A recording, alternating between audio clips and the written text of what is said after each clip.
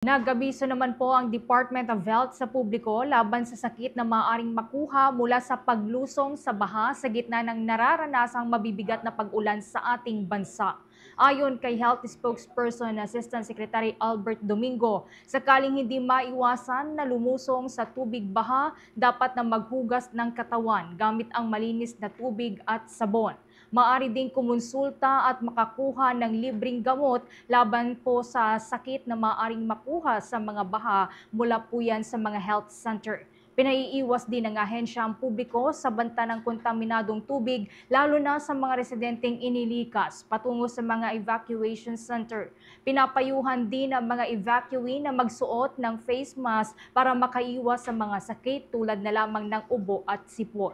Kaugnay niyan, narito pa ang mga karagdagang paalala ng Department of Health. Paalala po ng DOH, sundin natin ang abiso ng ating mga LGU.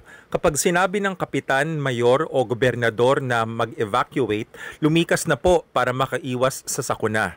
Tandaan ang rescue hotlines, 911 sa national, 1555 sa DOH. Magdala ng radyong debaterya para malaman ang balita. Mag-ingat sa iinuming tubig. Pakuluan muna ito ng 2 minuto o gamitan ng chlorine tablets.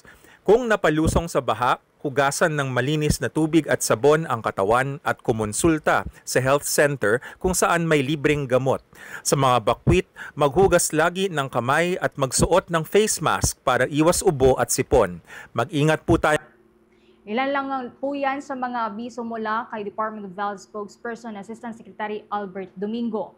Base naman sa Department of Health Emergency Alert Reporting System, umabot na sa 28,114 ang bilang ng mga evacuee sa 370 evacuation centers sa mga rehiyong apektado ng pananalasa ng Bagyong Krising at ng Habagat.